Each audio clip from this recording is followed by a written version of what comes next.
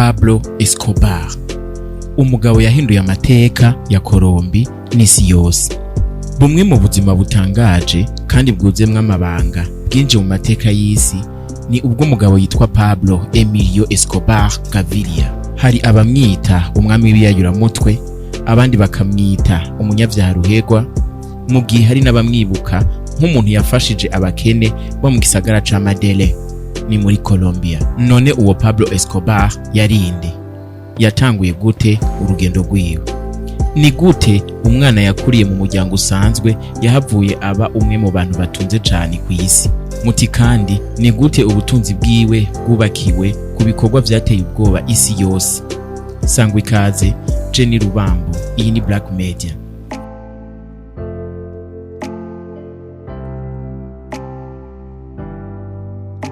Uyu munsi tugiye kubigarukako mu nkuru ya kidasanzwe.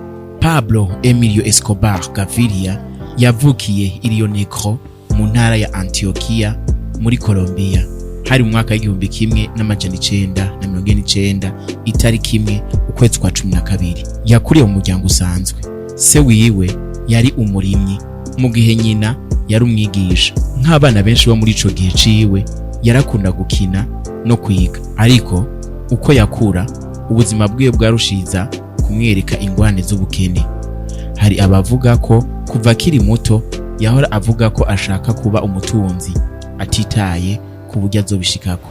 Naho ayo majambo adashobora kwemezwa yose n'abahinga b'amateka, ikizwi nuko akiri muto yatanguye kwinjira mu bikorwa bitandukanye bitari vyemewe n'amategeko. Intango y'ubuzima bw'ubugizi bwa nabi. Mu myaka y'ubuto bwiwe, Escobar yatanguye kwiba imodoka, gucuruza ibidandazwa vyinjizwa mu gihugu mu buryo butemewe n'amategeko no gukora ubudandaji butubahiriza amategeko. Ariko rero yarabonye ko hari ikindi gicuruzwa cari kikiriko kiraronka isoko rinini cane, kokayine. Muri ico gihe ikoreshwa rya kokayine ryari ririko ririyongera cane muri Leta Zunze Ubumwe za Amerika. Abayikoresha bari benshi kandi abari biteguye kuyigura batanga amafaranga menshi. Escobar yarabonye ko ariko karyo ko kwinjiza ubutunzi bwinshi, niho yatanguye gukorana n'abandi badandaza b'ibiyayuramutwe. Hanyuma aza kwishingira umugwi wiwe bwite, ivuka rya Medellín Cartel. Mu ntango z'umwaka w'igihumbi kimwe n'amajana 970, Pablo Escobar yashinze umugwi uwo nawe witwa Medellín Cartel. Uyu si umugwi usanzwe, wari ishirahamwe rikomeye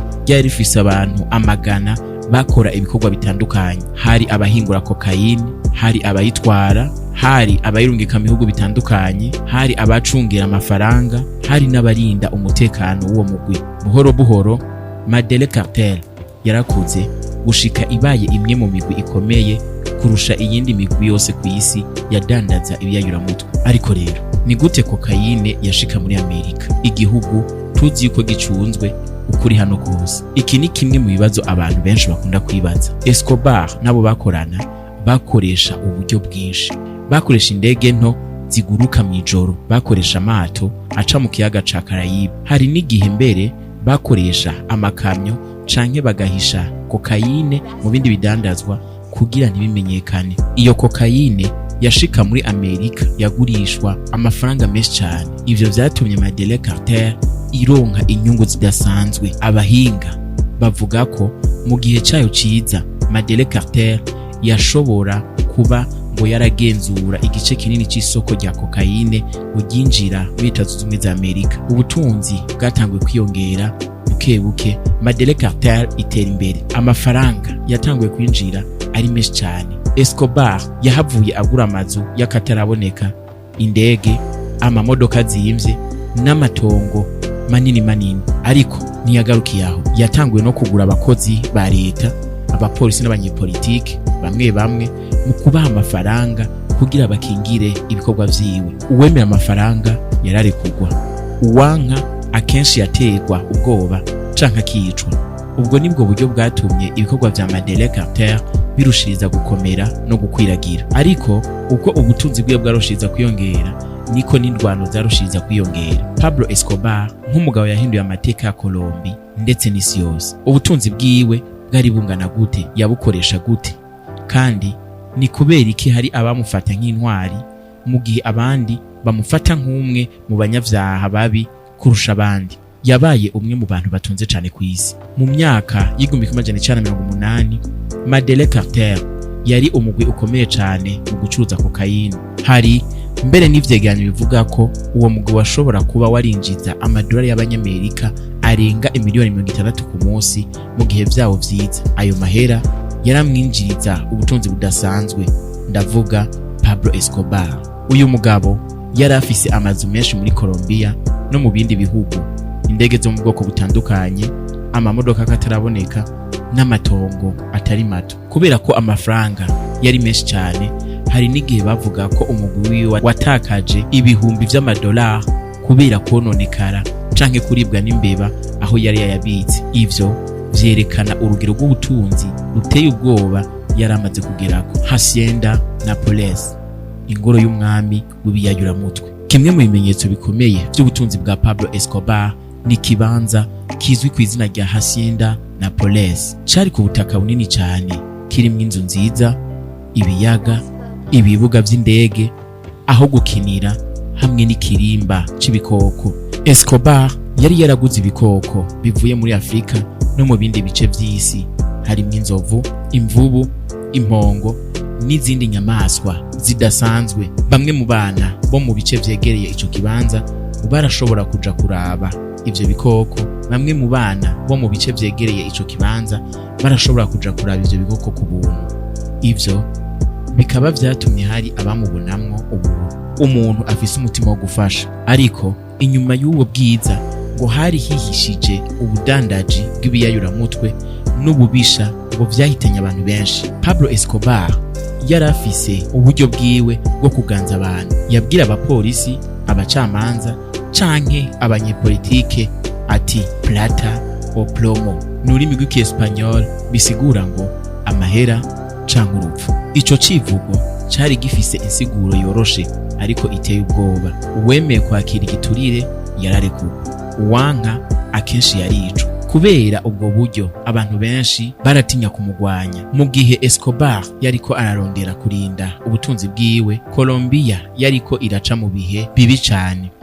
Abapolisi, abacamanza, abanyepolitike n'abamenyesha makuru mu gihe ciwe barishwe. Hari n'ibisasu ngo vyigeze guturikira ahantu hahurira abantu benshi ngo vyica inzirakarengane zitagira uko zingana. Ivyo vyatumye igihugu cugarizwa n'ubwoba, mbere n'umutekano ngo muke. Abanyagihugu benshi babayeho imyaka myinshi ngo bahora batinya ko hashobora kuba ikindi gitero umwanya wari wose. Kubera iki? Hari abamufata nk'intwari. Naho yarakurikiranywe n'ubutungane, hari abantu benshi cyane. Naho yarakurikiranywe n'ubutungane, hari abantu benshi cyane cyane abakene bo mu gisagara ca Madeleine ngo bamukunda cyane. Impamvu ngo nuko rero abubakiye amazu, yatanga amafaranga ku miryango itishoboye, ngo yubatse ibibuga vy'umupira, yafashije amashure n'imigambi imwe y'iterambere.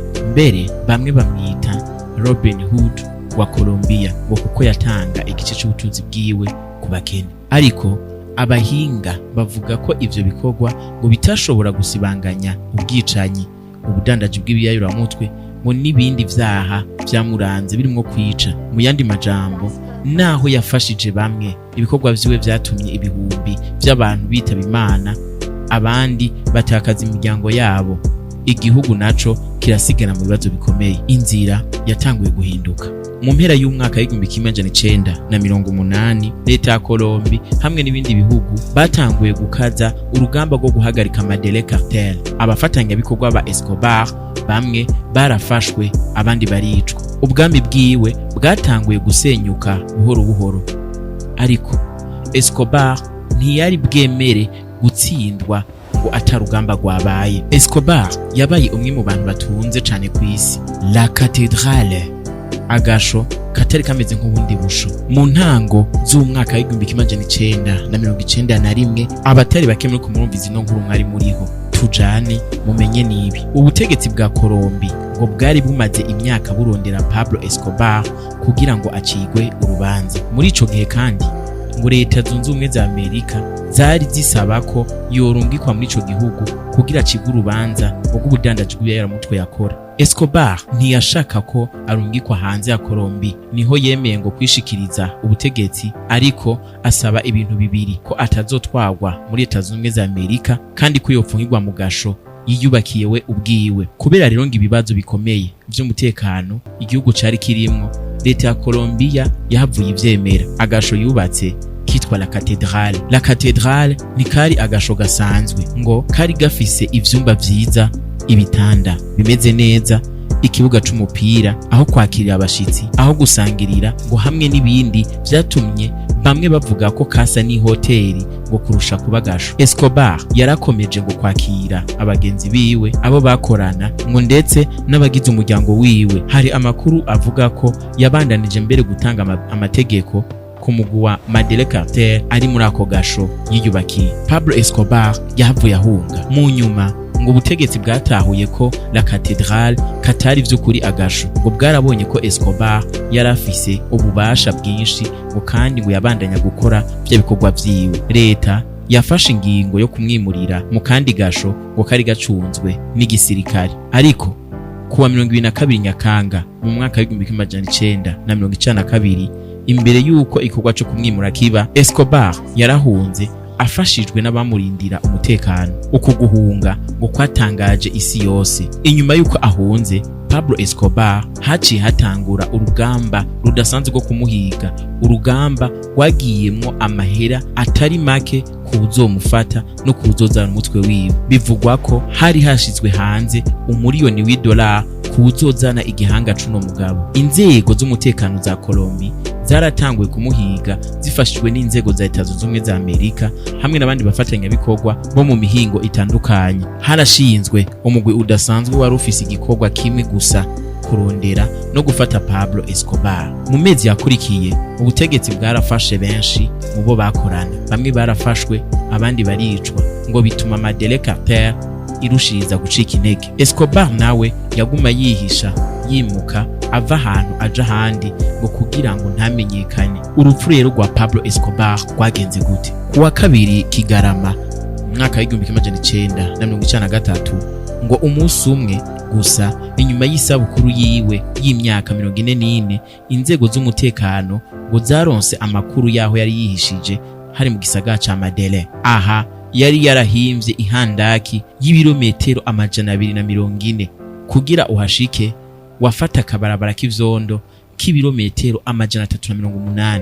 Abapolisi ngo baramukikije, maze Escobar agerageza guhunga, asimbira hejuru ku nzu, aca ku gisenge c'inzu. Ngo haciye haba ukurasa gukomeye hagati yiwe n'abapolisi. Mu nyuma Escobar yararashwe arapfa. Naho hari ibidatahuritse ku bijanye n'urusasu rwa nyuma rwamwishe, abenshi mu bahinga b'amateka bemera ko urupfu rwiwe rwabaye kuwa 2 Kigarama hari umwaka w'1993, maze ngo bino ngo bikarangiza ubuzima bw'umwe mu banyavyaha bazwi cane mu mateka y'isi. Pablo Escobar maze gupfa, inyuma y'urupfu rwiwe hari ibindi vyaha bidasanzwe vyabaye. Urupfu rwa Escobar rwaciye ngo rugabanya cane ububisha bwa Medellín Cartel. Ni wa mugwi nakubwira wiwe wamufasha kudandaza, guhingura no gucungera ibikorwa vyiwe vya kokayine. Ariko urupfu rwa Pablo Escobar ngo ntigwasozereye burundu ubudandaji bw'ibiyayuramutwe muri Colombia. Hari iyindi migwi ngo yaciye ivuka irabandanya ibikorwa nk'ivyo, ngo nubwo ubutegetsi bwakomeje kubigwanya. La Cathedrale ngo nayo nyene ngo ntiyahavuye ibandanya gukora mu nk'agasho. Ubu n'ahantu hasugwa ngo na bamwe bashaka kumenya amateka ya Pablo Escobar ngo n'ibihe Colombia yaciyemo. Mwakoze kunkurikirana. J.R. Rubambo. Duhure no mu zindi nkuru zitandukanye. Wibuke subscribe kuri chaîne ya Black Media.